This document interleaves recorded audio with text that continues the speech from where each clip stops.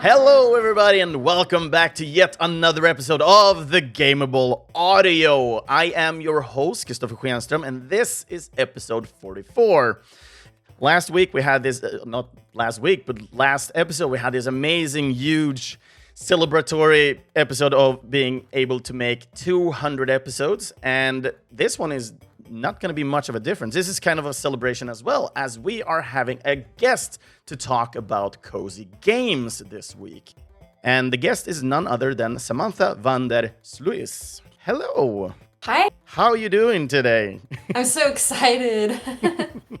It is always excited to have these conversations together with an actual composer. For me, I absolutely love these kind of situations happening. And this is what this podcast is all about. This is one of the bigger reasons why I created this. That's awesome. It was kind of special getting to know you a little bit when I just happened to get past your name on X or Twitter, as I still call it. Yeah, I don't hear it called X too much. Yeah, the people absolutely disliked an X kind of name. It sounds so much like something else, and I really don't like that. Yeah. It's like the worst name ever. No, Yeah. but usually one of my sources to go and find composers is actually through Twitter. And you were one of those that really popped in, and you caught my attention, basically. Oh, well, I'm happy to hear that the algorithm's working. Yeah. But it's crazy how many people you can really connect with on just by going online today. It is absolutely insane. Yep, absolutely. Like, no matter where you are in the world, if you have good internet, you can meet someone on the other side, just like that. Yeah, just like we are right now. Yeah, definitely. The time zones and everything. It is magical that we are able to compensate so much. For you, it's early in the morning, and for me, it's in the middle of the day. But still, we're doing this. Yep. So, first of all, when it comes to mind, today we're going to talk about cozy games that you compose music for. And we're going to specifically talk about 3 different kind of games over the course of 5 different songs corresponding with these games, of course. And I just want to point out first, cozy games. How was it to just get into specifically cozy games to begin with? Yeah. Well, I didn't have that intention from the beginning. I was originally working in the film industry. I still do some work in the film industry, but then in my spare time, I would play video games a lot, specifically World of Warcraft. And I mean, that has cozy elements to it. Like you Definitely. can, yeah. But a lot of people would associate it with, fantasy combat, stressful timers or whatnot. But Yeah. so I just had a random thought when I was playing where I was like, I'm really enjoying this. I do this like almost every day. What if I wrote music for video games? I never really considered that. It's crazy because nowadays it's becoming more of a thing that a lot of people understand, even people who aren't in music. They understand like, oh, there's music for video games. It's not just for the concert hall. There's music for film, there's music for this and that, yeah. But back when I was like in high school, it's weird, you never really thought about it. You never really thought where the music came from. It was just there. And then in college, unfortunately, I only had like 1 week of a very short video game music class. Honestly, I didn't find it too helpful or inspiring because we kind of dove right into Fmod, and I didn't really understand what my goal was or like there's a lot to learn. Like I really focused on film stuff. So unfortunately I just had like 1 week of that and then was done, and then never thought of it again. But then like 5 years later or whatever, I thought about it and was like, wow, I really enjoy this, and I dove right in.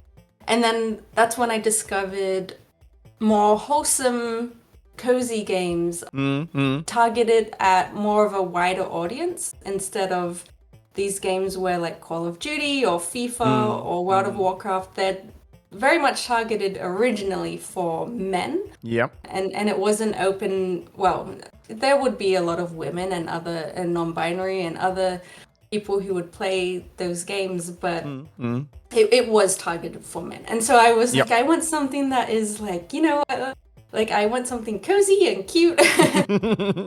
And then that's when I discovered like there are games like that, especially indie games. It's more of an indie game scene, I think. And then that's probably why I haven't heard much of it. And then I dive deeper in the indie game world, and now that we're speaking, September 2024, indie games have risen a lot more because of all these AAA game studios are having layoffs, and those developers are starting their own studios, becoming indies, and so it's nice to see the indie game scene rising. I think it's very, very important. It might even be more important later on. So yeah, that was a long answer to your question. No, but an amazing answer in my opinion. So, no, but I find it so fascinating as well as you're talking. We're seeing all these layoffs and so on, and we're seeing all these new studios as well. But considering also that there's already so many games releasing all over the world, it becomes kind of, I would say, cluttered, to say it in a simple way, but of course there's so much more going on in the background. Yeah, there are a lot of games coming out like probably every day now. Yeah. Yeah, which, is both good and not so good. Not bad. I'll say not so good because some of those games get buried. And then the developers or the people who worked on it don't get seen or heard, or their games don't get played, and they may give up. And so that's the not so good side. But the good side is, we always have these games to play, which makes everyone have a huge backlog. I know I do. I still have to finish like Final Fantasy VII Remake, and I started playing like Tales of Arise a while ago, and then I do have a whole list of indie games. Like I'm still playing Wildflowers, going through that, and yeah. That is one thing that is absolutely crazy when it comes to these as well. Games are it feels like they're just getting longer and longer. It's like our time is being stolen as we speak. In a good way, though. In a good way. We're still having a great time playing these games, going on these magical adventures and setting up puzzles and so on, depending on what type of game you're playing. Yeah, it's great. Yep, whatever you feel like, you can find a game for it. Yeah, definitely. I have had so many conversations with people talking about video games. Oh, it's not good for you. Yeah, but you're reading books. You think books are good for you? Like playing a game is almost like an interactable but also viewable experience that could theoretically be a book as well. Yeah, I closely compare it to TV shows or movies. So people will it's a passive experience to watch a movie. You just sit there and you watch and it happens to you. But with a game, it's an active experience. You sit and you watch, but you make decisions. You go as slow as you like, you go as fast as you like, you decide to do the side quest or not. Yeah, so it's really active, yeah. The power to the player, like I usually say. Yeah. But one thing that is interesting here as well, you said you didn't really think about video game music up until you started playing World of Warcraft, when you felt like, oh, I have these more cozy experiences from time to time with this game. And you were into movies and series previous to that. What was it really what you listened to within World of Warcraft that made you think about, I can make video game music? Or was this like because of FMOD you felt like this is out of your world? Well, let me be completely honest with you. So working in the film industry, my experience, and early on, it might be changing now, but it's very toxic. Okay. There's a lot of politics involved. Like you can't talk to this person, only talk to the person higher up, and they will talk to, the important person or whatnot. So I'm working, I still do this. We're kind of in a recession now because Hollywood isn't making enough movies because of there's been a strike, I think 2 years ago, and then the COVID as well hindered the writer's strike, right? Yes, the writer's strike. Yeah, yes. So there's not a lot of work for me in that area right now. I worked in the music department, or still am working in the music department for large films. Like recently Indiana Jones and the Dial of Destiny.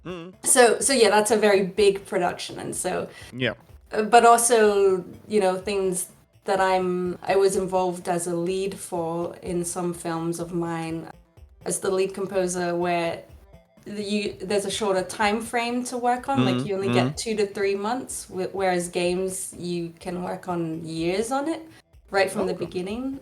So in a nutshell, then I was feeling quite burnt out from what I was doing in films, and I wanted to seek another medium. And then I was like, wait, video games. And a lot of the people in the industry, like a lot of the developers leading it, people our age, millennials or Gen X, and people I could relate with a little more or have more progressive ideas about things and inclusion and accessibility and stuff like that, which is really important to include everyone to play games. And yeah, so I really resonated with that. And also the industry is very tech involved, like with the audio middleware, and there's programming and whatnot. And I really like that aspect as well. Okay. Yeah, there's always stuff to learn, but I really like how hands-on it is, and it makes you feel like a hacker when you go into the code.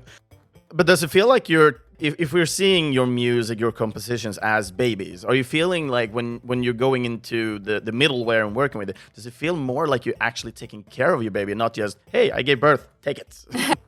I don't know if there's really a difference. It's just, honestly, it's more work. It's like part 2 of the job. Yeah, like you write the music, you write the segments you need or whatever, and then, the second half, you go in the audio middleware and F model wise, and then you implement it in the game however you want it to implement. And so it's just another part of the job.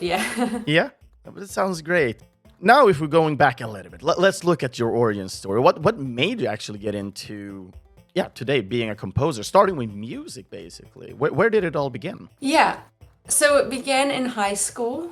Well, actually, let me tell you a fun story. When I was 12. We love fun stories here, so go wild. In primary school or elementary school, we had music classes, mandatory, like once a week, and we would learn the recorder and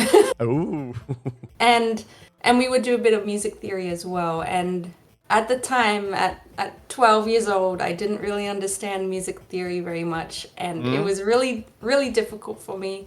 And the teacher said, okay, we have this pop quiz, and then I think I got like 2 out of 10, which is like a fail.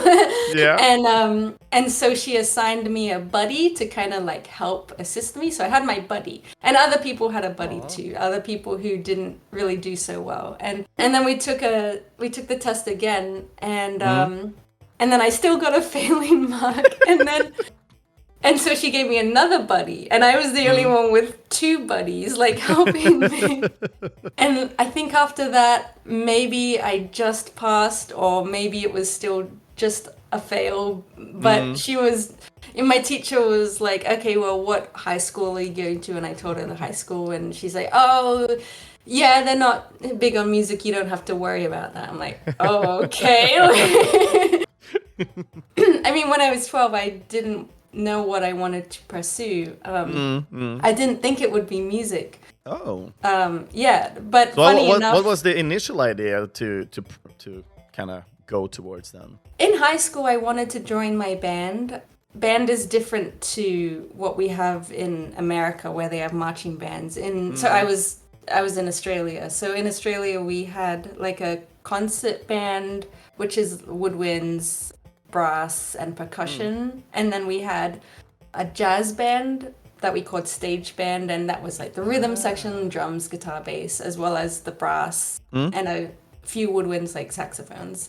And that was really fun, and I was the percussionist for that. I wanted to join the band, and I couldn't really play anything, but I was interested in the drums, and so I said, I'll play the drums. And I was a drummer for 3 years. Oh, okay. Yeah. Which is totally different to what I do now. Like my main instrument is piano. I'm very classically trained. Something changed at one point then. It's funny though, when I compose music, everyone tells me how my strong point is rhythm, and that might come from me being a percussionist back in my years. Could be. Yeah. But before this, you didn't have any sort of lessons or something like that. Everything kind of came through school then. Yeah, I didn't have any lessons. I did sign up for drum lessons during school, and then I decided I don't really know what the seed of thought was, but I decided to sign up for the music class in my school, and then my music teacher said, okay, for our assignment, we either have to learn this piece on the piano or this piece on the guitar, and I was kind of into like rock, and so I was like, I'm definitely doing this on the guitar. I'm so playing this on guitar, and I grabbed a guitar, and for some reason, I don't know why, but my music teacher, he's really great, Mr. Cox. He's amazing. Yeah. So for some reason, he took my guitar away and he said, no, I want you to do this on piano. And I was like, what? There's no rock on piano. Yeah. But I obeyed and I played the piece on piano, and I didn't know how to play piano. And as soon as he explained, like, well, when you press this chord with your right hand, that's when this note happens on the left hand or whatever. And I was like, oh, is that how it works? And it just clicked for me. I'm a firm believer that some things in life with everyone just click. Some people may not have found what it is, but I think piano really clicked for me because I was a natural at it from the get-go. And I remember coming home to my dad, not that day, but like later on, and I was just like, can we go to the piano store? And he was surprised, like pleasantly surprised. He always wanted me to get into music, and but he was like, piano, why? And so we went to the piano store, and then I just started playing on one, and he was like, I had no idea you could play the piano. Aww. And so we rented one right that day, like, and we were renting a piano for like 4 years, and so that was, and then he signed me up for private piano lessons. It's like he was like, oh my god, we gotta like cultivate this. Cultivate it, cash in on it later. Don't worry. Yeah. I mean, at the time, I had no idea I wanted to still pursue music. It was just fun. In my final year of school, I was thinking like, yeah, I'll be a concert piano player, because that's the direction I was going. I was thinking like, it was either being a performer or a teacher. Yeah. It wasn't really known about composing, or, I mean, we would have a few composing elements, but I just thought like, yeah, performer. Yeah. But working onwards here, you took classes, you went to school and so on to get to play more, I guess, more instruments as well, not just the piano, or? Yeah, I became so obsessed with music that by the time in my final years of high school, instead of sitting at lunch with my friends, I would go sit in the music room where I made, a new group of friends with music friends. Yeah. So I would sit in the music room and either practice piano, or there was like this mini studio that I would play around on Logic and Pro Tools on. Aww. Yeah. And when you're done with school, what was like the first gig that were music related then? I'm guessing it was film in this case? Yeah, so I graduated from my master's degree in 2015, and all I knew at that time was film. So I then interned at a company, Joanne Kane Music Service, and they do music preparation for recording studios for all those large films I mentioned earlier, and that's where I'm working today now, remotely. So yeah, we work a lot in notation software like Sibelius, Finale, which is changing, Dorico as well. Yeah, so yep, it was in film, and then I got a few like lead composer roles with directors. One from Ireland because I was studying my master's degree there, and then a few from Australia because they knew about me there. And yeah. Okay, so when you did your masters in Ireland, did you move for that masters, or was this something remotely you did? Yeah, I moved for that. In my bachelor's degree, it's so funny. I actually did that remotely, and that was back in 2011. And at the time, the world wasn't working online a lot. But that university I went to had that option, which was great. Ah. And affordable because I couldn't. I was straight out of high school. I couldn't. How does anyone afford rent or to live on their own? So I ended up getting a day job while I was still in Australia, while studying online in Australia for my bachelor's. Then, when I graduated from that, I had enough to move to Ireland and do my master's there. Yeah.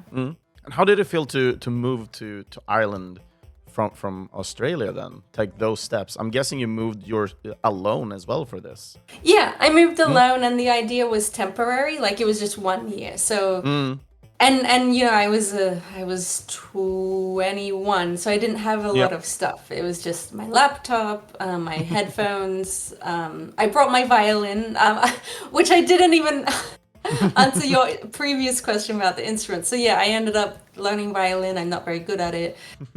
I tried out the French horn. I tried out the electric bass. But my two main instruments I currently play now is piano and flute. But anyway, so yeah, I moved to Ireland. I just took my violin, laptop, and headphones, pretty much. And I was so excited. It was the best thing ever. As soon as I arrived there, I didn't have any jet lag. I was just so excited. The first thing we went to was like some classmates, drinking party. It was super fun, yeah. That's awesome. That sounds absolutely amazing, to be honest. Also, usually when you end up in these situations as well, you're usually heading into a place where everybody is just like you. I did the same thing, but for me it was game development, for example. And I just felt like awesome. No matter what you kind of says, like, oh, you like music? Oh, you like music? Everybody likes music. Crazy.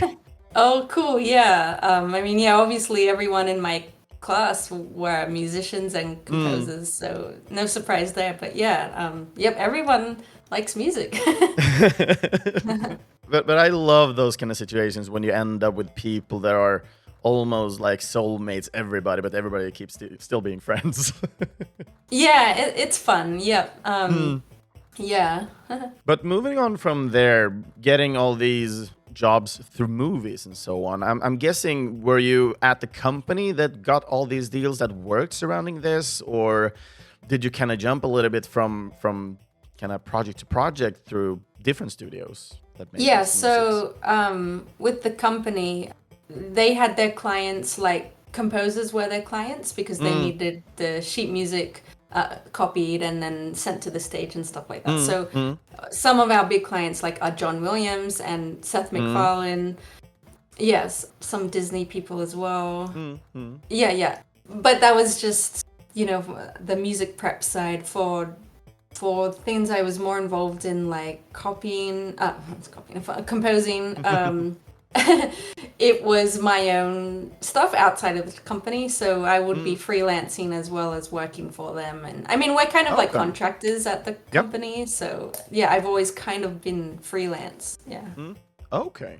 And when did you take the first step into video game music then? If we're kind of avoiding everything surrounding movies now, because our focus is going to be on video games here.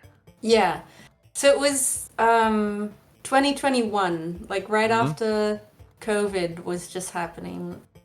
I think I initially got the idea summer of 2020, where that's when I was like, things are changing, COVID is happening, the world is changing, things are going online, maybe there's more opportunities now.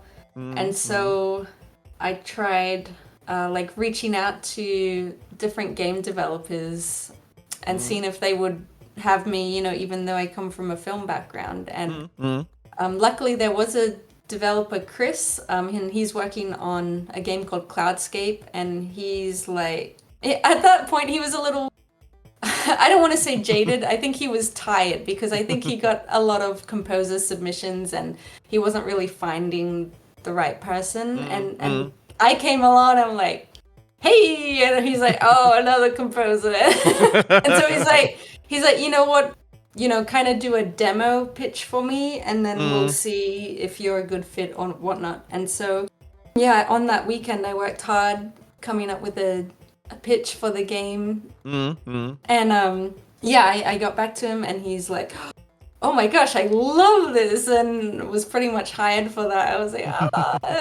it was such a phenomenal moment for me, because it's the very first game that I got hired to work on, and it's pretty cozy as well, so that was exciting. So it was just a draw of luck, basically, that you ended up in coziness. Yeah, a bit of luck, but a lot of, with every luck, there's a lot of hard work going on behind it. Of course. So how many people do you need to contact to get something? Yeah.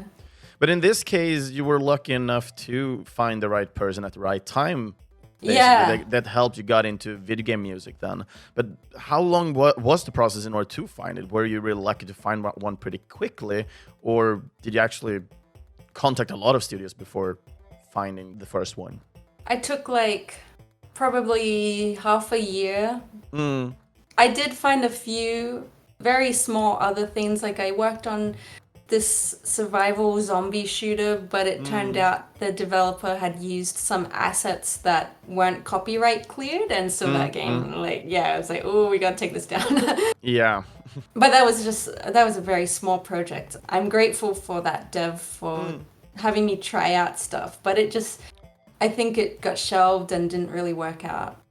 I don't remember if I did a game jam or not yet. I think I was still learning about what a game jam was, but okay. But yes, so I was reaching out to developers, and then Chris got in touch, and we were super happy about the collaboration together. Yeah, sounds great. But I think it's time we got a little bit of a better situation and frame on who you are. So I think it's time for us to dive into the first track of the week. What do you feel about that? Yeah, let's do it. Awesome. So we're diving into the first game. And this one is called Love Ghostie. And let's actually just listen to the first track, and we'll talk a little bit more about the game before diving into the thought process of Samantha's working on the music. So the first track we're going to listen to is Creeping It Real.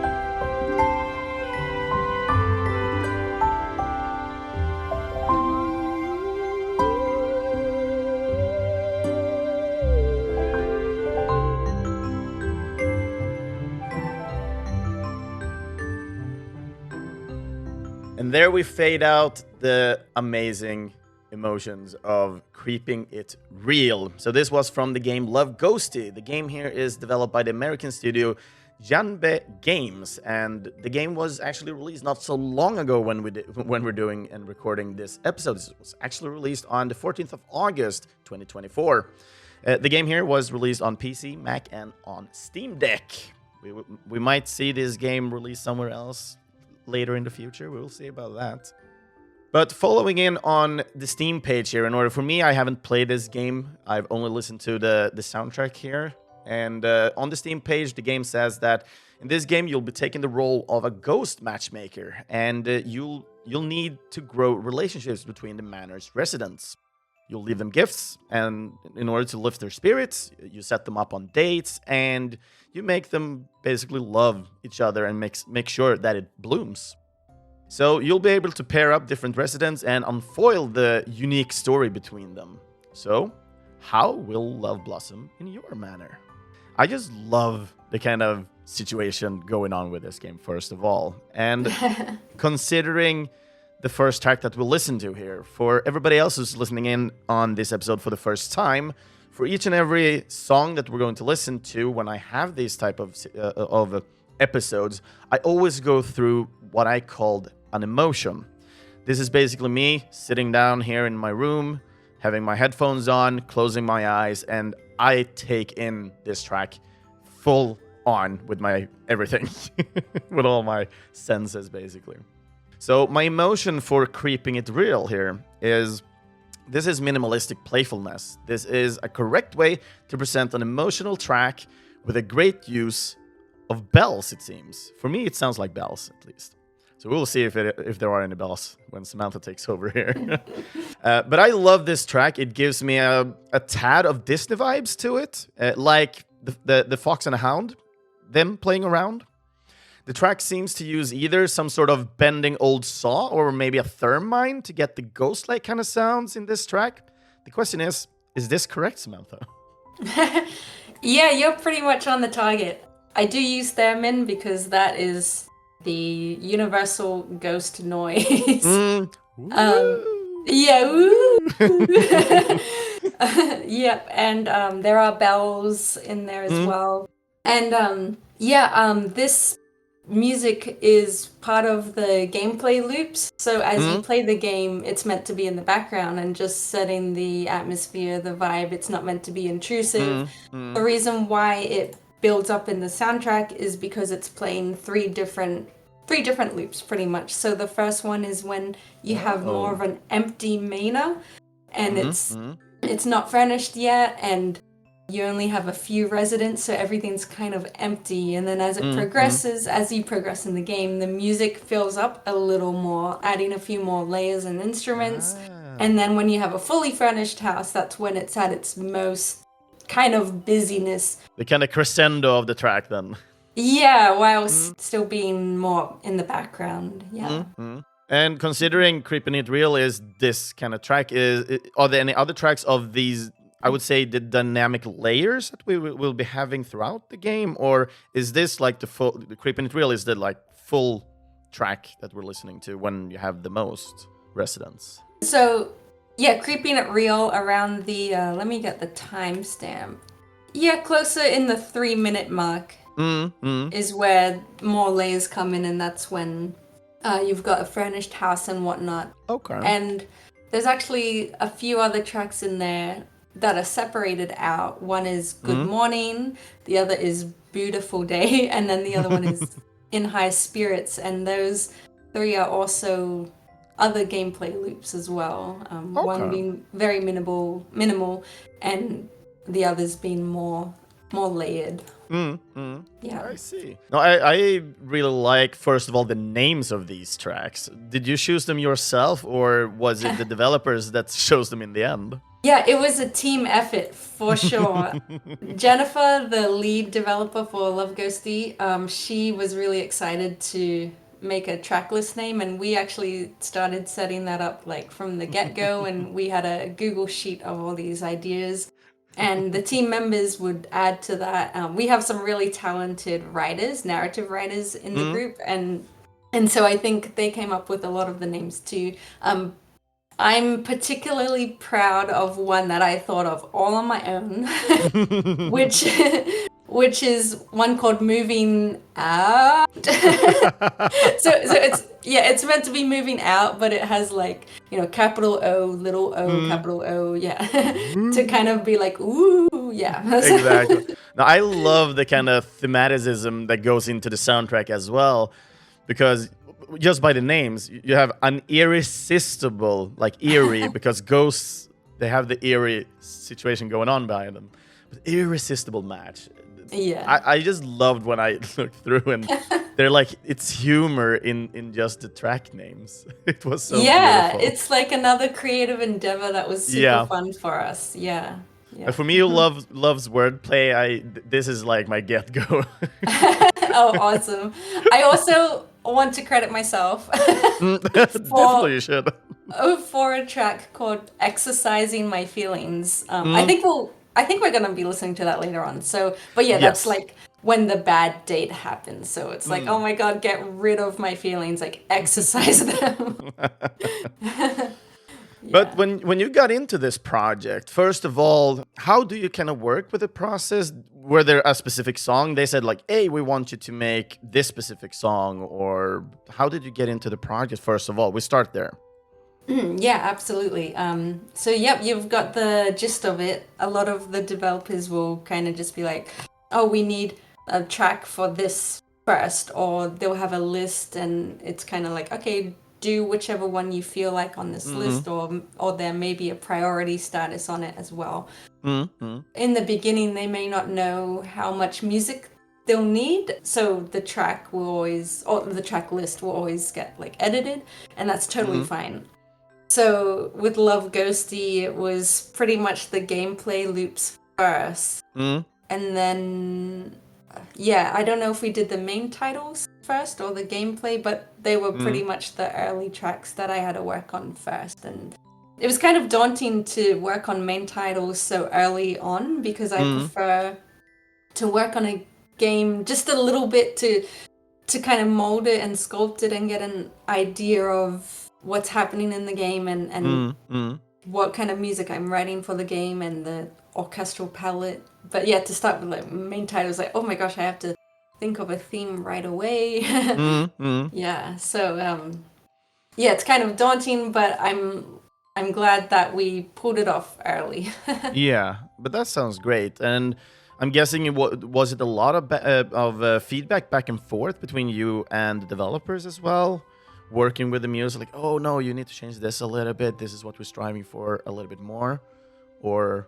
I mentioned this. This was a question that came up when I was talking at PAX East earlier this year. I was also on a panel for Cozy Game Music, and the question was, how many revisions do you do, or like feedback? And I pretty much said, I got lucky that the developers were really open to what creative pursuits I went through, and Jennifer really pretty much liked everything from the get-go. I was like, wow, great, like awesome.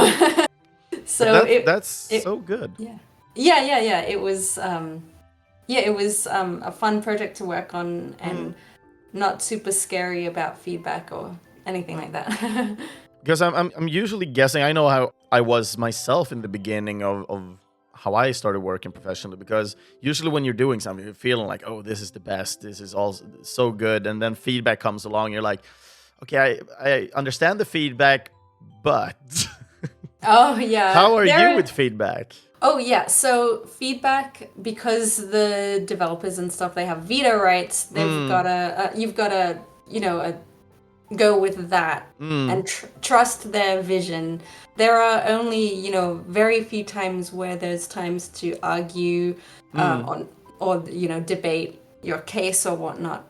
Yeah. Or if you really love it, or you feel like something's working, which I have done in the past. It doesn't happen often, but usually feedback makes sense. Like it may be an instrument that's just popping out too much, and it's pretty quick fixes. And yeah.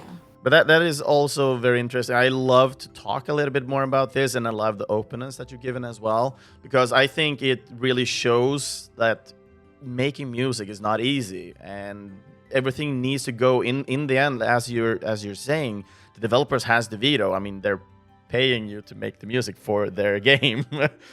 It would kind of feel wrong. It's like, no, you're incorrect. I'm the musician. There are times where it's fun to collaborate a little more, like, two minds together. But feedback, it's good to follow through, and on their feedback, because they have a vision in mind that may not be clear to you at that time. Yeah. And considering were you early into the project of Love Ghostie, or did you come kind of more by the end of the project? Yeah, I was early with this project, which it should be. A lot of developers don't realize that they need to bring audio people on board as early as possible. I have received a lot of messages saying, "Oh, we're not ready. We don't need music now," or whatnot. And that might be true, but it's still good to have a musician, a composer, sound designer, any game audio role involved early, just so they can start getting like references or assets together or whatnot, because it will really help. The more time a person in audio has, the better the output will be, or the understanding of the game, just because they've been involved with it. So yeah, it's really important to bring people on early, and luckily for pretty much all the projects I'm on, I've been involved early. Yeah. That sounds kind of unique, though, to have that chance of being early in each and every project. But I believe, like you're saying, today with the people leaving AAA and so on, I think they also understand that having the iterations, having a composer early on actually helps the product to elevate from that perspective. Because something people don't talk too much about is how music and the tunes actually react to the emotions of the people overall. Usually you can say that you elevated in some gameplay and so on. I love this moment when this character died. Yeah, but why did you like it? You liked it because the music were keeping you crying throughout the whole scene. But instead we're so used to just hearing, oh no, when this character died, I was like, oh, the music was shit. They were playing this rock song and didn't fit at all with the experience. That's funny. Yeah, for sure. And a lot of the AAA studios, they have in-house composers already. So it's like they're already signed on even before they know it. Yeah. Yep, but it is important. As soon as you can, try to get your game audio people involved, and they can be in the loop on even just the narrative of how the story of the game will go. Yeah. But as I listened through, as I was selecting songs, because this was kind of my soundtrack to pick songs from. People might know that I usually pick 2 songs, and the guest composer usually picks 3 songs in order to talk about. You picked 3 that I wasn't able to pick due to reasons of not being released. So as I went through the full soundtrack on Love Ghostie, I just noticed how you have this kind of red thread throughout. No track really stands out by its own. Everything has this cozy kind of vibe throughout it. How did it feel to be able to make a soundtrack that everything kind of stuck together instead of having some sort of contrast in some senses? Oh yeah, well, that's great to hear. I think it's important to kind of have a like color palette, an instrumental palette for the project. Like, oh yeah, that sounds like Love Ghostie. So yeah, at the beginning I was choosing like the ensemble or the sound patches and the synths and whatnot that I would continue on throughout the game. The only exceptions are, of course, the residents. As they arrive to the MENA, they get their own theme, and each resident is very wildly different in personality and character. Like Gerard is this kind of gothic rock giraffe character. And so I had to write that kind of music. And then there's other characters like Beepo, who is a robot. And so I can't write, theremin, I can't write rock. So it's kind of more robotic electronic sounds kind of thing. Yeah. No, but I definitely liked everything going on with this. And it was actually really hard to pick 2 tracks. And I kind of cheated on this one. But I think it's time for us to jump into the next track, because I think it's a beautiful one. And you already said the name of one of them. People might not remember it, but I think it's a good segue to just go into this, as we're going to end a little bit on Love Ghostie as well. How do you feel about that? Sounds good. So I will do my best in order to mix these together, because I'm not playing them like super isolated to each other. So I will do my best to mix these together at a good point in time. But we're going to listen to a Chris mix of the good date and the bad date music. And the good date music is called You're My Boo, while the bad date is called Exorcising My Feelings. So enjoy.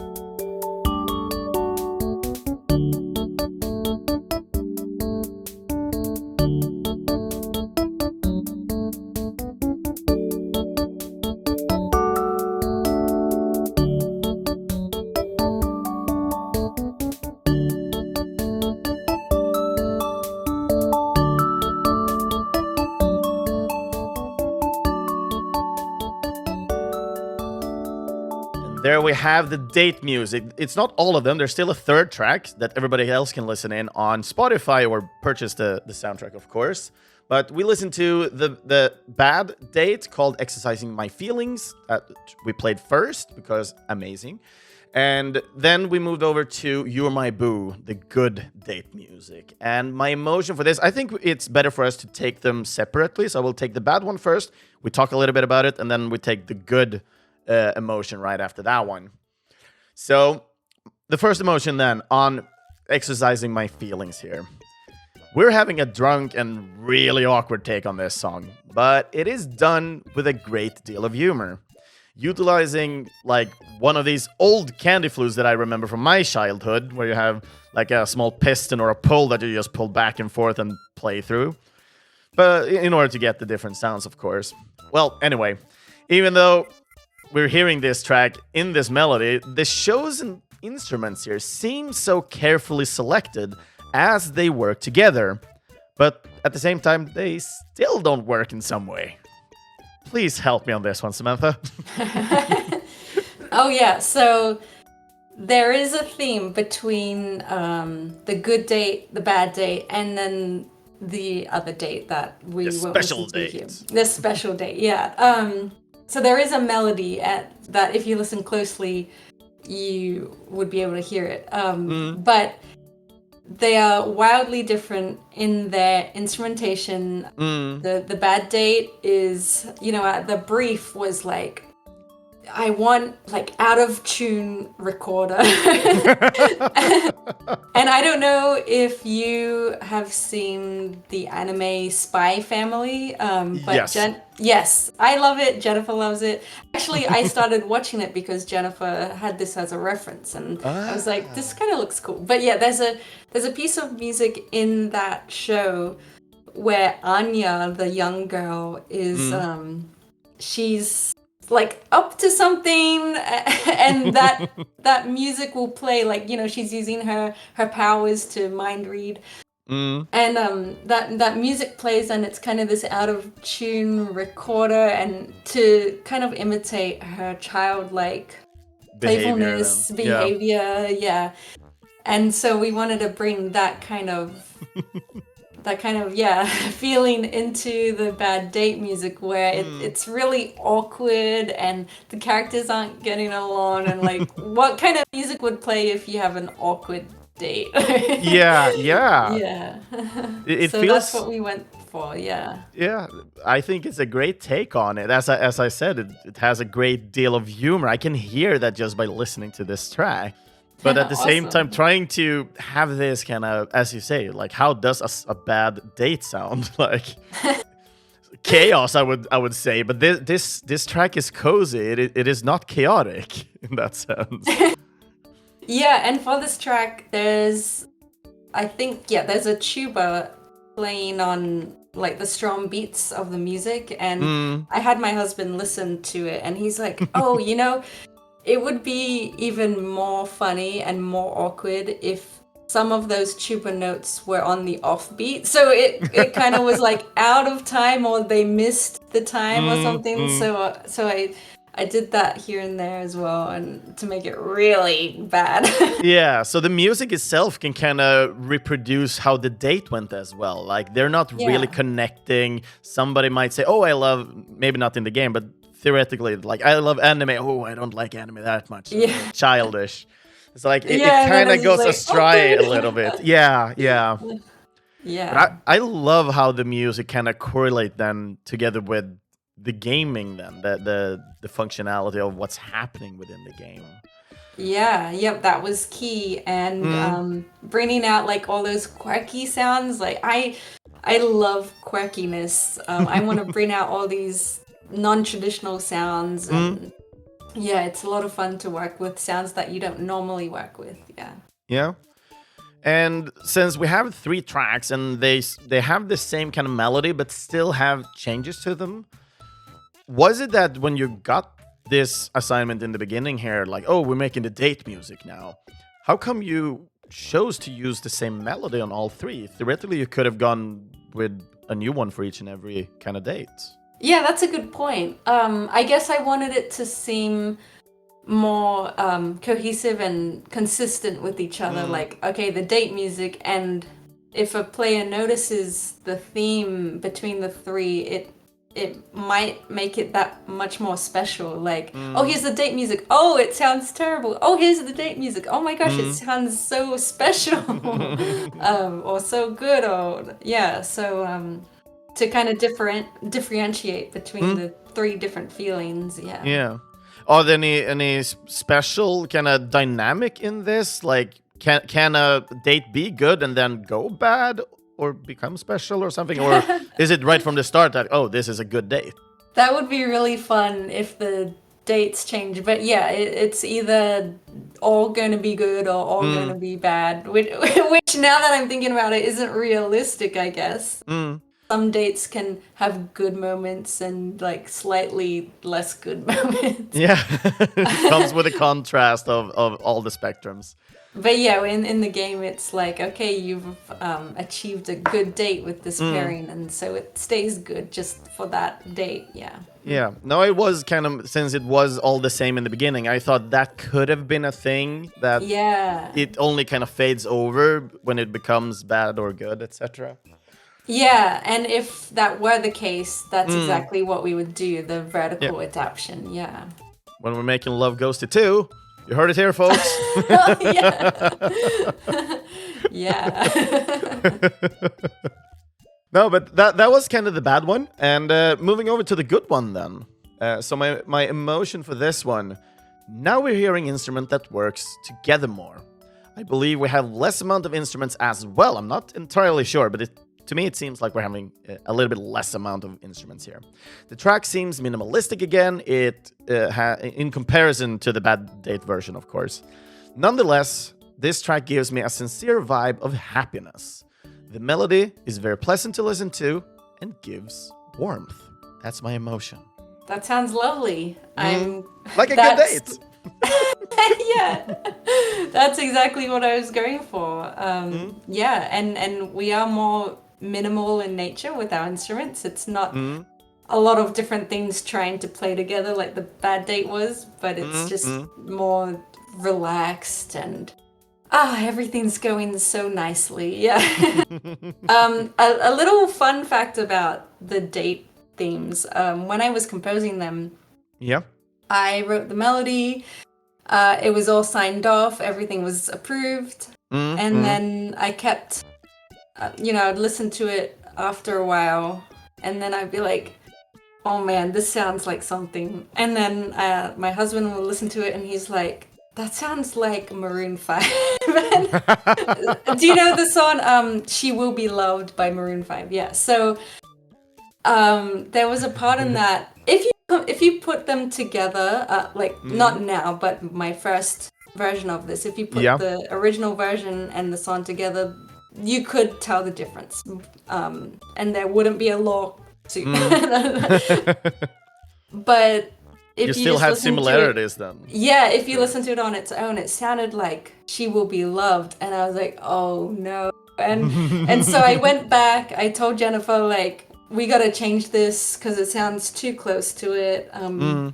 Even though, no one said anything, and it definitely probably would have passed, but yeah, it wasn't sitting right with me, and so I went back and changed the melody, and so what you hear on Spotify and the soundtrack now is final version, of course, and so originally it kind of sounded like Maroon 5, which was random. I wasn't referencing that at all. It just kind of went there, yeah. But how do you feel about that? I'm guessing you're sometimes making music and maybe the developer comes back, oh, this sounds like this song. Not so much the developers. So in the composing community, hopefully every composer has other composing buddies. And I have a community where I will post something and be like, does this sound like anything? And then if it gets the pass from them, then it's like, okay, it's probably safe. Because if other audio people didn't recognize it from somewhere, then it's probably good. Yeah. Because I'm just guessing, like when you're a composer and you work specifically with music, I'm guessing you don't have the time to listen to music that much because you're already working with the music and listening to it so much that you kind of want to be on the down low on the side, but at the same time, listening to good music and researching references and so on might have an impact on what you're actually composing, because you might find something you really like and then you're kind of stuck in a sphere for a time limit or so. Absolutely. So I listen to music intentionally and analytically every day, like sometimes for an hour, or I'll listen to a whole soundtrack, because I want, kind of be up to date on what techniques people are using, or what might be working, or what might be getting approved by developers. And so that's super helpful for my career.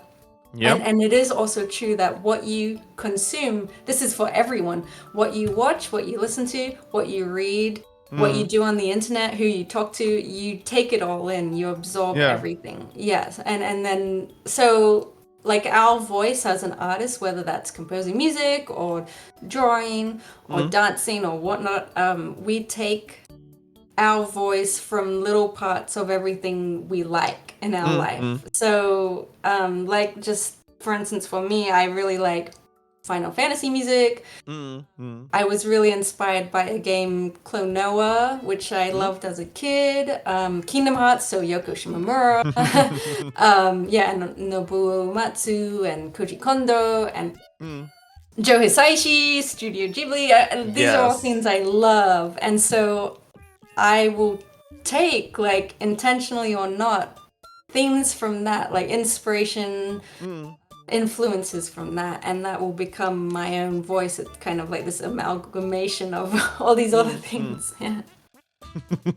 But considering that you kind of got into the cozy type of music kind of by chance, I would say, right? Is that correct assumption? Yeah, I mean, I did kind of look for it as well. I just love.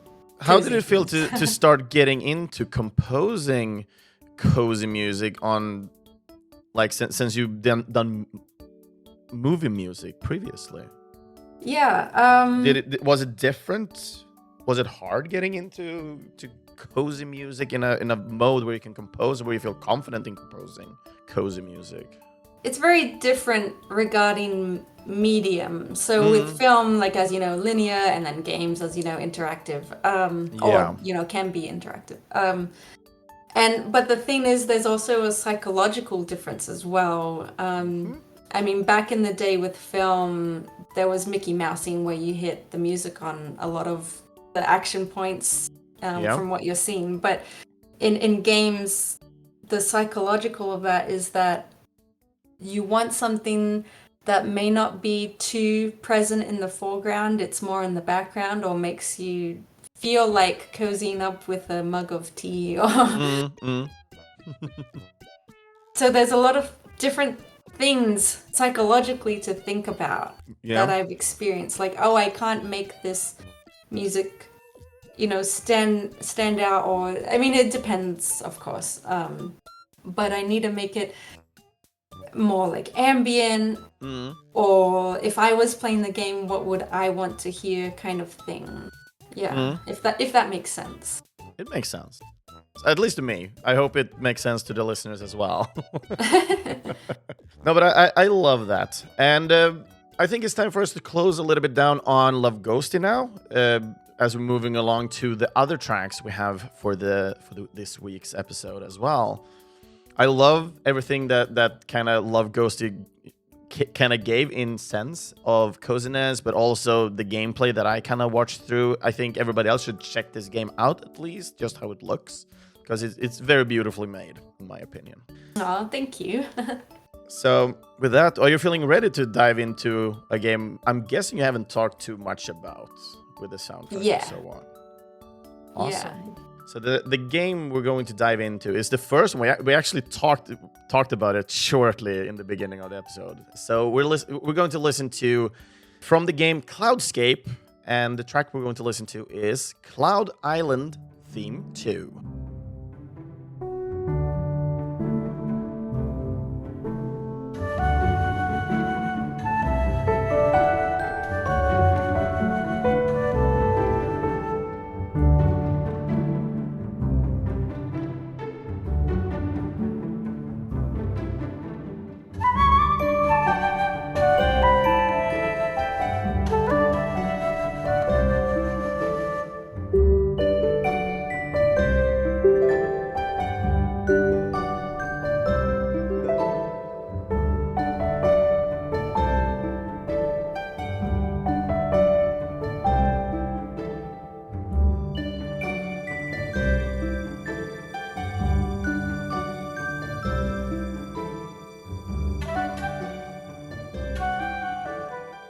Cloud Island Theme 2 from the game Cloudscape. And the game here, it is developed by Seoul, as I understand them, American studio called Konitama. And the game is actually not currently, it does not have any current release date. As we're going to the Steam page where you can wishlist the game, we only see to be announced so far. So we will see when this one releases. But on the topic here, when we're reading through the Steam information, in this game you'll wake up on an uninhabited island. You will gather resources and craft tools to help you survive. Find ways of the island to discover new lands filled with resources, villages, and much more. Can you solve the mystery of the monsters, uncover your past, and transform your island into a paradise? Sounds very neat. As I looked through the gameplay, it looks like one of these kind of resource collecting kind of games, but still building up all these buildings and so on, which kind of reminded me a little bit about farming game. Why did I forget the name about that game now? Stardew Valley? Stardew Valley, yeah, thank you. So many games and names in the head, it's crazy. Yeah. No, but it kind of reminded me about those type of games a little bit. And there's a lot of them releasing in the last 4 or 5 years, which is crazy. And people just love and adore these. So I think we're currently in some sort of indie Harvest Moon era here. For sure. No, but we talked a little bit about, we named Cloudscape a little bit. Now we listen to the track that we're going to listen to from this game. And Cloud Island Theme 2 was the specific one you handpicked for this one. So my emotion for this one, I think, is let's just dive right into this one. I know the title says Cloud Island Theme, but I can't avoid getting a feeling of adventure through a thick but windy forest. The melody and the selected instrument gives my mind a sense of curiosity. The track makes me think of birds as well. A lot of birds. Do we have multiple flutes in this track? Good question. Yeah, so there's definitely a solo flute player. I think it's just the one. Just one. Dang it. It's funny, I'm saying it like I don't know, but it's just been a while since I worked on this, actually. I think I wrote it like 2-3 years ago or something. Yeah, it's not the easiest keeping every work inside your head. So it's fully understandable. But for me, as I listened to this, of course, it gave me, in the beginning, as I was listening to, I got the feeling of being up in the air. And then I just noticed it's Cloud Island theme. And then I just kept listening on it. And it kind of gave me this kind of Zelda vibe. That's why I kind of went to Kokiri Village and the Lost Forest and so on. And that's when I started getting more the sense of, as I said, the sense of curiosity. It really piqued my interest, this track. But it kind of developed over time.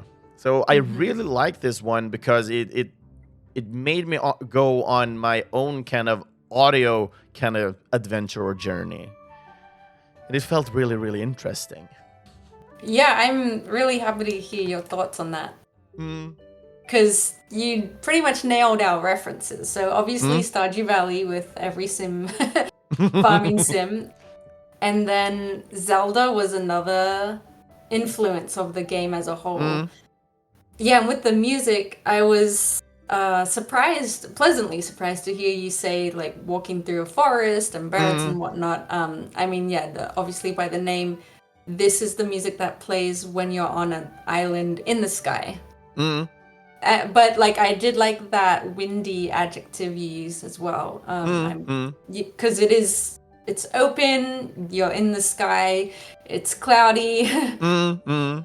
Yeah, and this game you play as like a cloud person, and and there's several like maps and zones you go to, and like there's a kind of plant jungle inspired one, and then there's this cloud island, there's a stone island and whatnot. So yeah, this was just one of the different zones, and so I wanted, the brief was, an airy, majestic, ethereal kind of feeling, and yeah, I quite like what I did in this track with the solo flute being the kind of, I mean, you blow air in a flute, so I was like, oh, perfect. Like airy.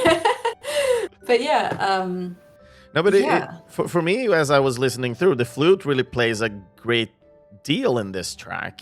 For me, the flute is kind of what gave the curiosity, but also the behavior of birds. Like if you're watching a Disney movie and you see birds, you can have flutes like playing around as they were just skittering around, moving around, looking around, etc.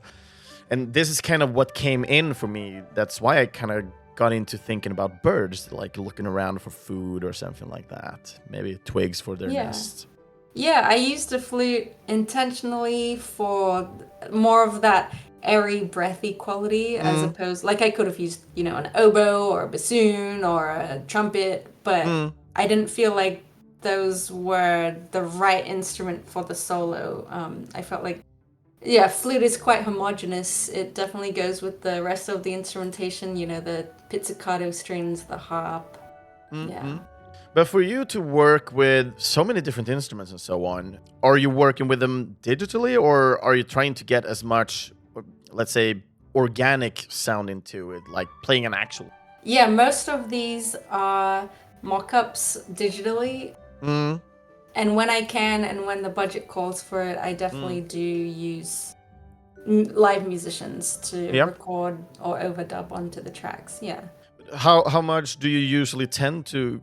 Are you striving to get a good budget so you can work with more live musicians, or that you can use, like, if you're playing piano and you're good at it, you can record yourself, for example? Yeah, it's really tough with the indie game scene because they're much lower budgets than AAA studios, obviously. And also, so it's pretty much, the payment that goes towards me, like in a package deal or whatever my rate is or whatnot, or flat fee.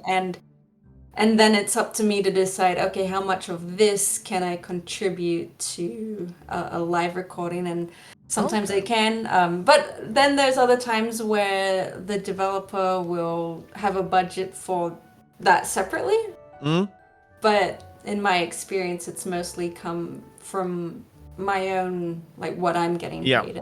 it's coming out of there. But yeah, like for Love Ghostie, for instance, we had a string recording session by the Videri String Quartet for one of the pieces there, and so that was really cool, and that was the budget allowed, and yeah, it was fun. I'm guessing it becomes like more of a unique experience working with live musicians as well, because it's live. That's what's so special about it, like going to a concert and so on, yourself enjoying being more alive. Yeah. Yeah, definitely. There are many things human musicians can do that can't just be done in the digital world. But then I also want to say there are a lot of things digitally that we can't do as humans. Like, and it's funny, in college or in your teaching, you don't get taught this. You get taught to always play for what live musicians can do, which is a great foundation. But like when you can involve MIDI and other digital assets and synthesizers and whatnot, you can do things that humans can't do. Like if you have a really fast track and you have a piano piece and you want the piano to play these chords in a row, but you want them to be like 64th notes or hemi-demi semiquavers and at like 240 BPM or whatever. I mean, I maybe we can do that, but there are some things that just there are some things that also you can't achieve, and you can only achieve in a digital setting. But of course, it's always ideal to get these human musicians because they put in so much like emotion and they've worked on their craft, and it just sounds so much more amazing than you could have ever dreamed of when they add to it. Yeah. One thing I kind of missed a question, especially now that I'm not so used to going through multiple games in this sense. So I will take this question on Cloudscape now instead. But we can backfire it together with the last game that we talked about. Were there any specific instrument that you used for let's start with Love Ghostie that you didn't initially think you were going to work with? Well, I guess the recorder for the bad date music. And then, there's those tracks that came in like that rock song that needed to be done. And I was like, oh, I didn't think I'd be needing to do this. But yeah, but it was fairly consistent between the palette. I definitely knew theremin. And at points I was like, oh, I don't have enough theremin. Like, yeah. Can't get enough of theremin, right? Yeah, and with Cloudscape, it's more traditional orchestral kind of sounds with a lot of some synth elements, of course.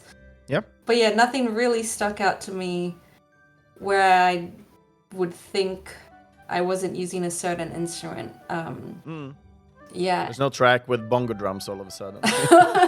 Oh yeah, that's a good point. Yeah. I mean, so there's in Cloudscape there's 60 tracks, and it's kind of been. I'm trying to like scroll through the list right now to kind of think about it. I mean, yeah, we have like music box. We have there's a funk track. At some point. Yeah, it's really, I hope it's really funky, but we were going for funk. So yeah, I guess that, I don't want to spoil too much, but there is another kind of zone map where it's quite a big unique feature in the game where you kind of die, and if you die like during combat or whatnot, you have to resurrect yourself, but you can only resurrect yourself in this other world. And so, yeah, I'm not going to say too much about that, but that's where the kind of like funk is. Okay. But it sounds interesting at least. And I think it's great for us to keep it there, to keep the curiosity for this game up as well. Yeah. For everybody who's listening in on this. Maybe everybody will go in and it's like, oh, I need to check this game out. Yeah, what's she talking about, the funk? Yeah, exactly. I'm getting it day one, man. Oh, yeah. Like, this is how we sell product.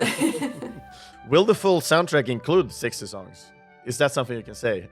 I want to, but I'm not sure how to do it with the music distribution that I use, because they have a limit of like 33 tracks per album, and So I don't know if I will need like volume 1 and volume 2. And it's gonna be such a big project just making a soundtrack. But yeah, I will include pretty much everything. Yep. Yeah, all 60 tracks of them. And also one question that comes to mind as well. This was Cloud Island theme 2. I'm guessing there are multiple themes for each and every island in order to keep the islands themselves fresh, because I'm just guessing that every island is not going to be like a 20-minute experience. Right. Yep, and you're correct. So Yep. with Cloud Island, there are 2 themes, and both of them are quite similar in style, airy, majestic, and whatnot. Yeah. Yeah. Are you making battle with calm music, or do you have battle music? Yeah, we have battle music. Okay. Because that is also something that could be really interesting to play around with. I know some games actually do not have active combat music because they want the world to tell their story through the music instead of the battle itself. Yeah. And yep, I can think of a few games like that. World of Warcraft being one. Yeah, exactly. That's just fresh in my mind right now. There was a new expansion that released.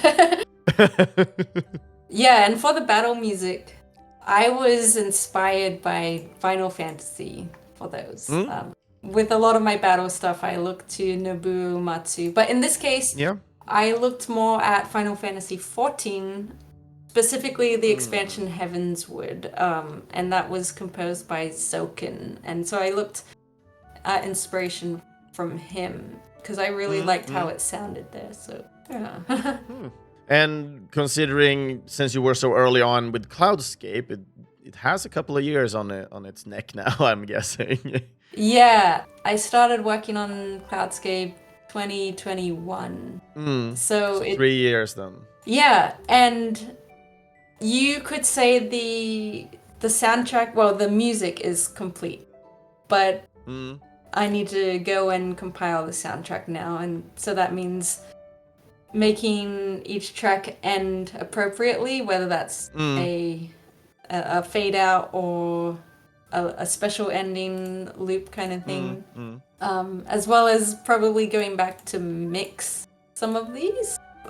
Yeah, because it's funny, like as you go on, you improve, or hopefully you improve and grow. And so listening back, I'm like, oh, I need to change the balance of this or something. Yeah, just a little fixing. Yeah, just gosh, but like fixing 60 tracks. Oh my goodness. Yeah.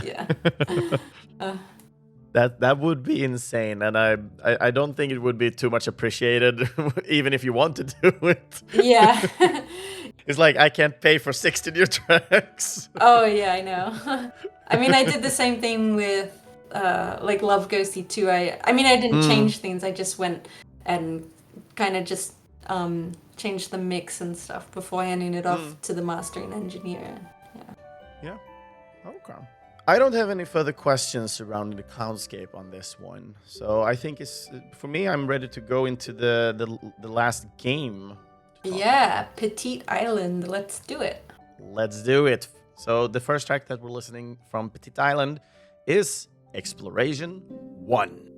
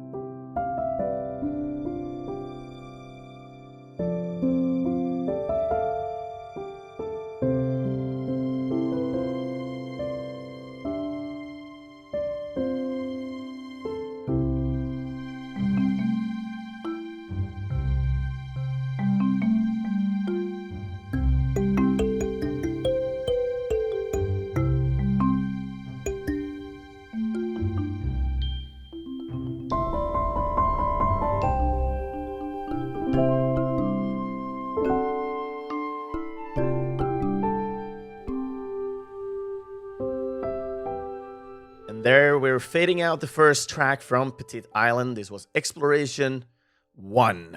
And the game Petit Island here was developed by the Indonesian studio Xelo Games, Xelo Games. And the game is still being developed and does have a planned release in 2024. So this year when we're recording this episode. So if you're listening to this in the future, not this year, other year. Already released maybe. Yeah. Anyway, jokes aside. On Steam, they have written the following message on this game. Welcome to the beautiful and tropical Petit Island. Relive your grandpa's youthful adventures by exploring the island and meeting all its unique islanders. Uniques. That's a weird word to just throw in there for Chris. Yep, it happened. In this heartwarming open-world narrative exploration game. So, preserve his memory before they fade away. That actually sounds a bit sad, to be honest. Is this an emotional game? I don't know. Sad playing. It looks really great. It looks cute as hell. Oh, thanks. Yeah. Yeah, it's story driven. I'll give you that. Yeah. Open narrative exploration game. So yeah, story driven. Yeah. So, my emotion for the first track on this game then. There are multiple sections in this track that gives off multiple emotions, but to sum it up, I feel calm. Some specific sections gave me almost this like small intentions of a song that you would hum or play for your young child. But at the same time, it gives off a sense of culture. Another culture than my own in this case, and I think it is a xylophone you're using in order to play these kind of small high-pitched noises. I started thinking about Vaiana or Moana, depending on where you live, the Disney movie. I like this track though. It was really, really nice. Nice. Well, thank you. I'm smiling from your description. That's really nice. I love that it was like, something you might hum to a child or whatnot. So as you can tell from the name Exploration 1, which isn't final. I couldn't tell. Yeah. Neither was Cloud Island Theme 2. Like we'll come up with a name. But yeah, so Exploration. So this, I particularly wanted to showcase this track because I want to give ambient music tracks more of a spotlight. And by that, what I mean is when you're playing an open world game and you're like, whether it's like Tears of the Kingdom or Skyrim, Final Fantasy 15, and you're just exploring the world, what kind of music plays for that? And it's usually ambient in nature, and sometimes when people say ambient, they think of maybe a synth drone just in the background. But I really like ambience when it's used with orchestral instruments. And so with Petit Island, I was thinking like, okay, I want to make this ambient music, but it uses orchestral instruments. So how do I do that? Well, there's like, crescendo, decrescendo, long string notes, and then an instrument like a clarinet comes in at some point. And there are, so the melodies you got from like, something you may hum to a child. There's parts of the main theme integrated in the music, just very subtly. So maybe that's what you took on, like, oh, that sounds like it is a melody. Yeah. For me, I actually got this kind of, I don't know why that gave me that initial thought, but for me, it felt, I got this clarity in my mind. It's like singing Twinkle, Twinkle, Little Star, something like that. You have something neat, easy. It's not minimalistic in that sense. It's just something I think people will remember. So that's why I think to that sense that it feels like the intention that this is something you should remember. And it's extra interesting then that you're saying that you actually put in some melody from the main theme. I actually, since I haven't listened to this soundtrack, it's impossible for me to know that you actually put something of similarity that you will be listening to later in the game as well. Yeah, that is interesting. Yep, I adore like ambient orchestral music, and so And to just put the theme in here and there, it was a lot of fun for me. It sounds to me, correct me if I'm wrong, it feels like you want to give not the experience itself of what people are experiencing while moving around. It feels like you're giving the environment a touch of music. Yeah, I guess that's a good way to say it as well, like environmental music. Yeah, it's definitely about the environment, and there's a specific zone that this music will play in because there's three different exploration music. And so this will happen when you're in one part of it, exploring, like, and it depending on what's around you. So in this zone, there's a lot of grass, trees, there's even waterfalls and ponds you come across. And so, yeah, so it's kind of got to reflect a tranquility around you, yeah. But that sounds good as well. It's so interesting for me because I looked at the trailer for this game after I listened to the track. So for me, I still kind of my emotion of getting this kind of tropical vibe is still kind of tainted because I've watched the video of it. I would say, to be honest on this. So for me, thinking about Vaiana having the Maui, like Hawaii kind of vibe to it, it still feels calming in some sense. Yeah. Yeah, I definitely drew inspiration from a lot of tropical sounding stuff as well. Yeah, and there are instruments you can use that kind of are typical of those sounds, like the marimba, a lot of melotone instruments. And because this is an Indonesian-based game, it kind of mixes Indonesian music elements as well as Western elements. This track specifically is very Western. Yeah, but as you go throughout the soundtrack later on, there's some tracks that is just like Indonesian instruments, like the angklung and the flute. Of the name is escaping me now. But working with the instruments, suling, that's it. Yeah. suling. Suling, yeah. Suling. Sounds almost like a Swedish word. It's like in Swedish we have kulning. So that's interesting. No, but working with instruments you most likely never have heard of, because I'm guessing since there are so many instruments out there in the world, it's impossible for you to keep a good lookout for each and every of them. How is it to work with instruments you literally might not have any information about? How much research goes into that? There's a lot of instruments, and growing up in a Western world, we understand more the orchestra.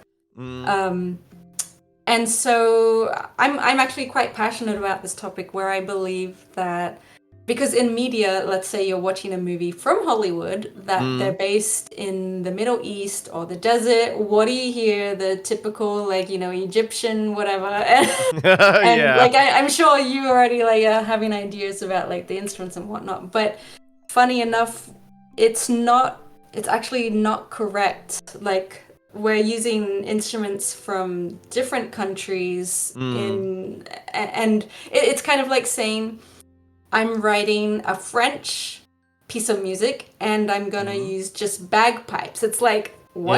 Yeah. So that's kind of what we're doing with Oriental music, music we're not familiar with. And so yeah, I'm really making an effort to try to learn more about instruments that aren't part of the Western world. Like I've done a lot of, you know, some research into Middle Eastern music, because I have had to write some kind of desert temple music for one other game, and I was like, okay, I want to try to be more authentic with the instruments. And even going as far as using like microtonal elements, because not everything is tonal. A lot of Oriental and ethnic music, I suppose you could say, is microtonal. It doesn't use our tonal system. Okay. And then recently as well, I'm starting to look into Maori music, which is the indigenous people of New Zealand. Oh. I'm originally from New Zealand. I was born there. But yeah, so I'm trying to learn more about Maori music as well. But, yeah. So you kind of dive back into heritage then instead. I don't know. I just love it. I feel like we're missing out a lot, and it's kind of like discovering and digging up treasure. It's like, oh, I had no idea this instrument or this sound existed. And these days, in media music especially, you have to use synthesizers with orchestras, like even just to enhance the orchestra. It's not just orchestra anymore unless you want to sound old. Yeah. Old movies. So if we're mixing synthesizers and electronic elements, why can't we mix other instruments from other cultures and as well as different scales and tones and temperaments and whatnot? So yeah, that's like a whole other topic, but something that is really fun to learn about. Yeah. I bet. I mean, for me, reading in on all the composers, what games they've been working on, and trying to figure out where they come from and so on, it is super interesting as well. So for me, it's composers. For you, it's instruments. Yeah. Yep. So that's really like you're leveling up yourself in your area of expertise. I'm just increasing my interest. But for this, having like instruments from another part of the world here, I mean, returning to the questions, like what instrument was it in this game that you didn't expect to work with that was fun? Yeah, well, like I said, we're mixing Western and Indonesian instruments. I took some inspiration from, there's a game called Kina, Bridge of Spirits. Ooh. And Yes. have you heard of it? Yes, I played through it. It is amazing game. A little bit repetitive, but it's really, really good. The music uses a lot of Indonesian elements. Oh, okay. Yeah, I mean, gamelan, like the ensemble, is used heavily, and so I knew I would be using gamelan. But I recently discovered, or not recently, but within the last year, discovered the angklang. I hope I'm saying that right, but it's kind of like this bamboo percussion instrument that Indonesian people use, and it was used a lot in Kina, Bridge of Spirits, and I was like, oh, I want to use it in my music as well, and luckily there was an opportunity for me to use it in one of the tracks that was a more Indonesian-based track, yeah. How do they use this bamboo? Is there something you're banging on it? Are there any strings attached to the bamboo, or? Yeah, let me just Google to make sure I get this right, because I don't want to teach anyone. I'm asking the weird questions now. Yeah, I know, yeah, because I actually have a very good sample library that does it. Yeah, if you look up the instrument angklang, ANGKLUNG, it uses a number of bamboo tubes attached to another bamboo tube, and you do strike it, and then it kind of makes this wooden sound. Yeah, it almost gives me the vibe you're just hanging up bamboo on a rack. Then, pretty much, yes. Yeah, and then you're kind of making a piano out of it with the hammers. Yeah. So instead of banging the strings, you're banging the bamboo. Yeah, but oh man, wood is such a calming sound. Like we use it all the time in our daily life. Well, not all the time, but like every time we hear it, we just think, oh, that's so calming. We're so close to nature right now by killing it and making a guitar out of it.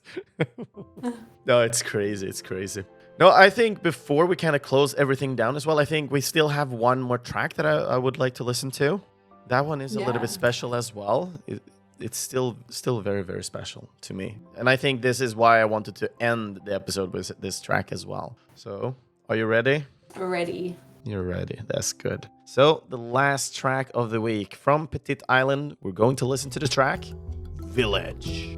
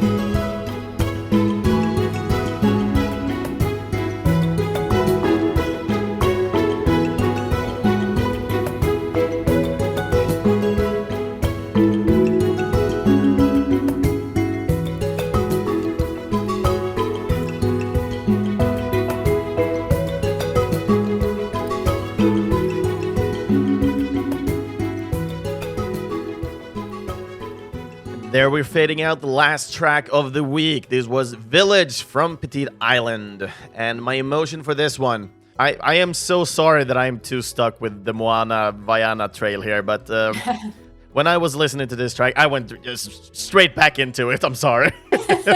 This track is so playful. I'm getting like a full environmental of sounds that just envelops me, keeps me warm, and just sparks with life. There's nothing else I could write about this on this track. I love this track. Oh, well, thank you so much. Yeah, that's really cool, and funny that you keep going back to Moana. Yeah. I mean, it is it's tropical, the whole game in itself, Petit Island. So definitely wanted to draw upon tropical elements. And it's funny, every time I play a game, especially if it's like a 3D platformer, which has multiple maps and stuff. Every time I get to the like island tropical level, that's my favorite. Aww. So I was glad I could do this for the whole game, and this track is called Village because the music will play in an area called Village. Okay. I don't know if the name will change for the soundtrack. It might just stay the same, but yeah, it was a lot of fun to play with. More drawing on like Oriental elements in this sense, while keeping a very Western tone and temperament. But yeah, a lot more fun instruments in this one for sure. Yeah, okay. I see. So this is not just like a city village kind of vibe, like music that you will hear every time you visit the village. Might only be one village in this game. I don't know for sure, and I'm betting you can't say anything about it. So yeah, I don't want to say too much. Yeah, so I'm guessing this is just for one area, this piece of music. Yeah. Yeah. Okay. But what was the sense of it? Did you get any like reference of this is how the village will look, or was just the village like was the reference for this whole soundtrack is it will be tropical? Yeah, I did see early concept art, and all the art looks amazing, and the artist did such a good job on this game. So I just really got inspired from the art and wanted to kind of emphasize that with the music as well and bring the music up in level with the art, and I hope I have. And yeah, there's just this kind of traditional Southeast Asian village kind of vibe going on. And yeah, you have a lot of string instruments going on here. Now that you're saying it, having this kind of Asian kind of vibe village, I agree on that statement. Oh, yeah. Yep, there's a lot in here. And it's mostly like a cheerful vibe, like here's our village. And I did draw in some inspiration from A Short Hike as well, music by Mark Sparling. So his music really inspired me for this as well. Yeah. Did you get any reference material in the beginning joining in on this project?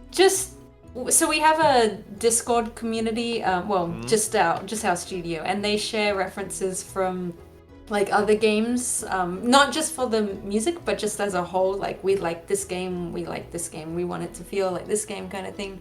And I didn't get references specifically. Really, the only reference I got from the team was the Lilo and Stitch soundtrack.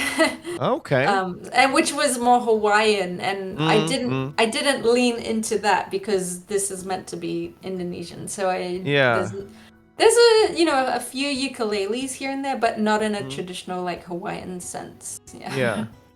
So when you got the Lilo and Stitch, were you like, no, I would rather have this, and you sent them references like, this is what I like interpret or would like to see as a vision for the soundtrack?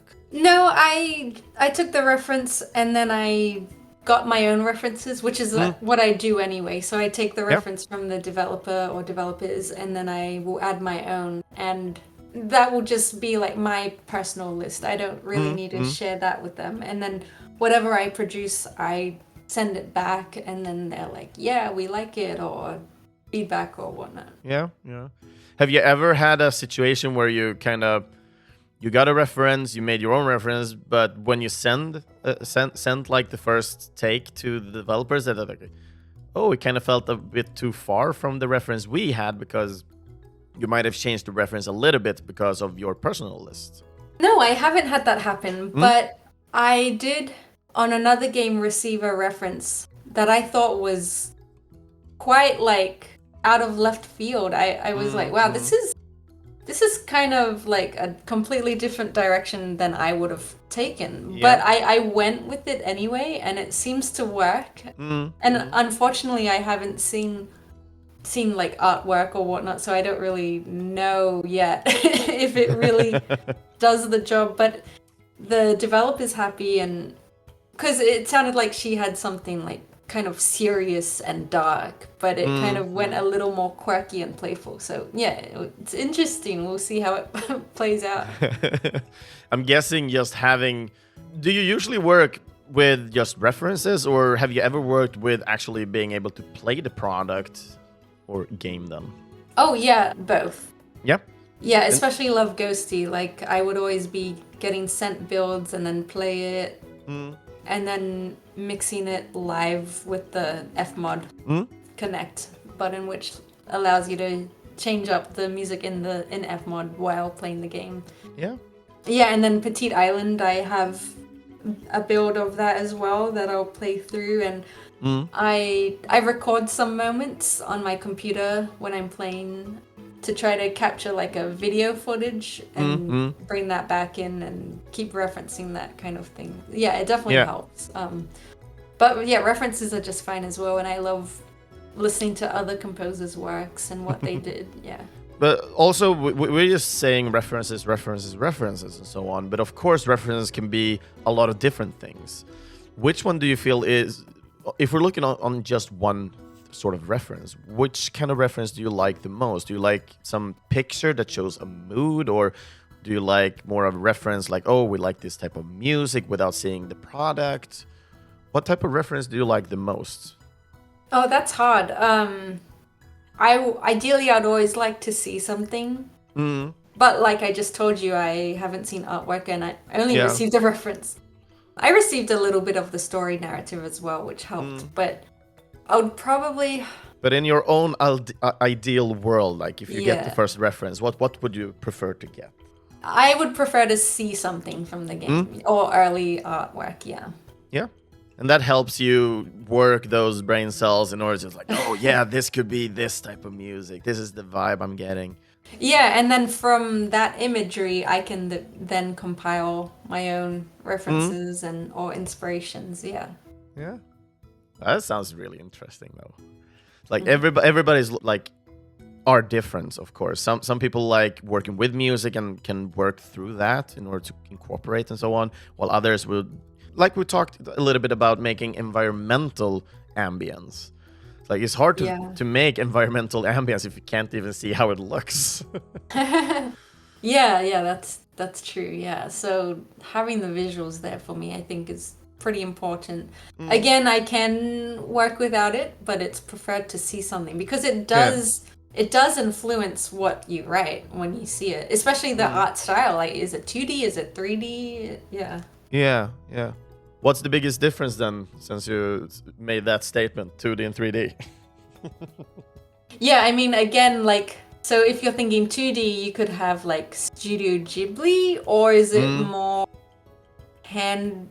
more like scribbly, creepy, weird looking, or like again, so there's so many styles within a style, so it would really depend on what's I don't think 2D and 3D have much of a difference. It's more about the style that they're doing within that style. Like if this is a Studio Ghibli looking thing, then then some orchestra and definitely what Joe Hisaishi has done. But then if it's like, I'm trying to think of something that's hard to think of. Painted you in a corner all of a sudden. I know, yeah. It really depends on the style of artwork they have, and and what genre the game is too. Like you can't. I mean, I don't want to say can't, because you can do anything, but it would be strange to have that cozy or that village music in a horror game, like it wouldn't be that horrible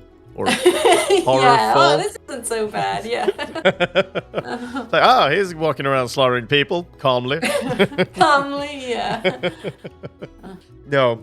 But one thing I really, as we're closing down a little bit now here, unless there's something specific you want to talk a little bit more about on specifically Petit Island, I have some ending questions to kind of close everything up. Sure. So, considering these 3 projects, we're going to go through them step by step. What was something that was really hard to do, if we're looking at Love Ghostie first, when it comes to the music? Well, yeah, like I'm gonna quote you now. Music is hard. Yeah, classic. No, but was this something specifically during that project that you were struggling a little bit with specifically? Probably trying to make it sound more in the background and not so present, especially with like gameplay loops and whatnot. Because Jennifer, the developer, was very particular about having like, okay, when we have the empty house, we want the music to feel empty. When we have the full house, we want the music to feel full. And I actually worked backwards. So I started with a full track and then I took elements out one by one. So like it's an funny onion. because took the layers off. It's funny though. I think now where I am today, I think I might do a minimal track and then add layers to that. But for some reason, I worked backwards. Yeah, something you struggle with, but something you learned from as well. I mean, these are important lessons as well. Yeah, it's a little tricky to pull layers away because you kind of always need something that was always there, like a base layer. And so I'm like, oh, what was my base? Yeah. Yeah. But I'm also guessing, since you're working backwards to something minimalistic, but the smallest little version is also still going to be something. But as you start peeling something away, you might start noticing that, oh, what's left is nothing. It's not something. Yeah, there's so many creative decisions. Like with music, how do you know a track is done? You know, like you can keep going forever and ever, but at some point you need to stop. Yeah. Yeah, so that's a good point. Like how much do you take off before it just becomes nothing? Yeah. Because in that sense, it's easy for you to set up, oh, this is the nothing, and then we'll add on top of that instead. So it seems like you learned a really good lesson here. Yeah, I mean, it's not a bad way to do things either. No. Especially if you plan more up front, which I didn't really do. I guess I should have planned a little more. But I think it worked out, so. And working on to the next one, Cloudscape? Yeah, Cloudscape. Yeah, there's a lot of different tracks. Like so many, with every farming sim, you need like a shop theme, the zones, there's battle music, there's seasons. Oh gosh, that was my favorite. I love seasons. And then there's events, like, you know, a kind of holiday Christmassy event and then a Valentine's Eve event kind of thing. But what I learned, so that was kind of, I want to say, like my official game I started working on. So a lot of, well, pretty much all of it is quite linear, like they're just looped tracks. So yeah, now that I'm more experienced or whatnot, I may have added adaptability. Yeah. But then again, that depends on what the game needs or the developer wants, or if we want to use audio middleware or more resources to code that kind of stuff. So, okay. I mean, like thinking of Stardew Valley, it would play a track and then it would end until you move to a different map, part of the map, or into the shop or whatnot. So yeah, I feel like since Stardew Valley was pretty much just looped tracks as well, or just really just one track, I felt like we can get away with that with Cloudscape as well. Yeah, so I guess I learned from there kind of like music design choices. So before you start on a game, communicate with the team on what you want to achieve, whether it's loops or something interactive, and try to have a music system going in kind of thing. Yeah, that's something I would do differently, or for the next project. Yeah. Yep. And then for the last game, Petit Island. Yeah, with Petit Island, It was interesting and fun to combine Western and non-Western instruments. That's kind of been a first for me. Yeah. So that was a lot of fun. Or first, in this official game, because there is another game that won't be released for a while. That we're doing the same thing there, but okay. Yeah, so that was fun and interesting, different, and I definitely got a lot more experience in that area and understanding of the music as well. Yeah. That's great. Getting out the theory, more music theory behind everything. Yeah, just two buddies. Have a quiz by the end of the project. I know. Yeah. Amazing. I love that segue. I'm crying. Oh. And as always, I love to end on a high note. So, of course, the last question that I have for you surrounding these games. What is something on each of these games that you're very proud of? So let's start with Love Ghostie. I'm proud with, like I said, I'm classically trained, and so I'm proud that I leaned into a lot of electronic music devices, such as like what they call like stuttering or chopping, cutting music and editing it around, like cutting audio, I mean.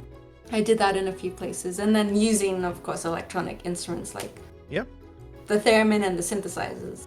So that's something I'm proud of. And with Cloudscape, well, I guess writing 60 tracks is a feat. Definitely. All in different styles. So I'm really happy I got to dip my toes into like, seasonal music or day-night music and different maps as well, like Stone Island, Plant Island, Cloud Island. Those aren't the final names, by the way. I'm just using the placeholders. Yeah, and trying all these different kind of genres in one, or not genres, but just different parts of a farming simulator. That's really fun to write for. Yeah, it's really fun. That's nice. And then with Petit Island, I love experiencing different instruments of the non-Western kind. So I'm really proud I got to utilize that. Like a very unique opportunity then.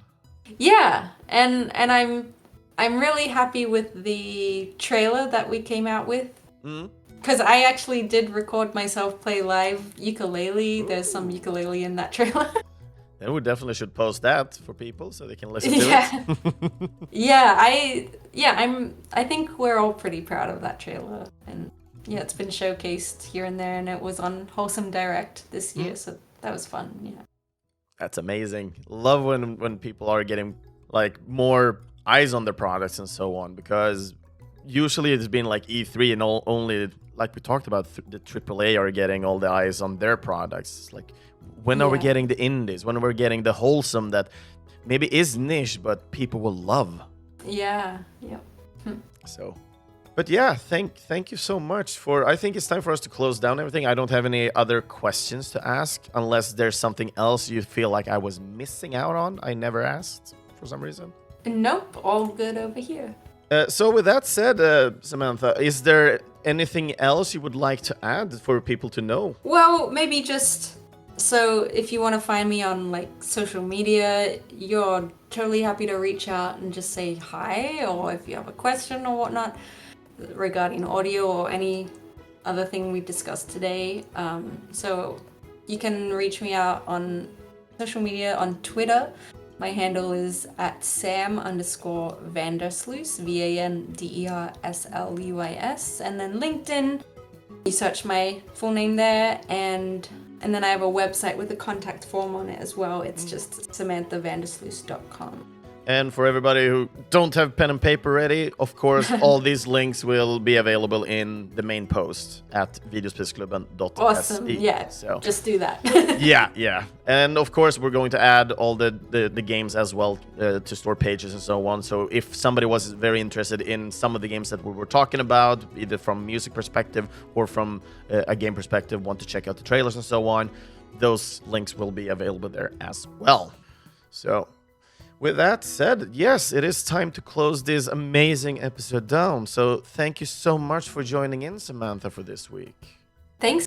Me, it was so much fun. Yeah, it definitely was. It was an honor to have you here to talk about your work and listening in on soundtracks that isn't even released yet. So this is like maybe not world premiere, but premiere in some sense at least. Yeah.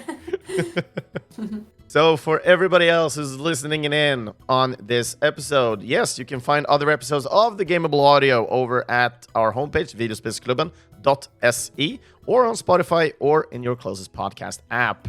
Feel free to follow and comment on one of our social medias, either on Facebook or on Instagram. Just search for Gameable Audio.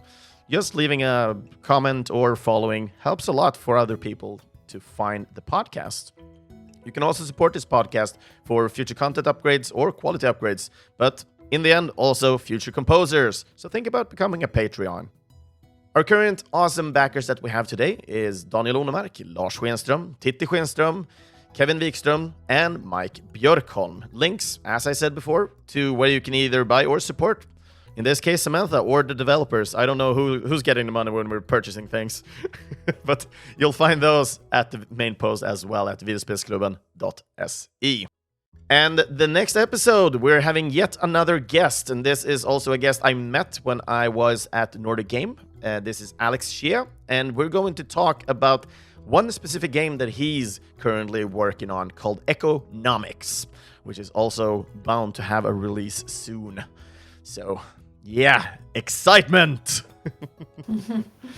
And as usual, the podcast theme music was, as always, composed by the amazing Thor Myrdal. So, with that said, I want to thank everybody for joining in on this week's episode of the Gameable Audio. I am your host, Christofer Schenström. And with that said, have a nice weekend, and see you all guys next time! All right, bye. Thanks again so much for having me. It was a lot of fun.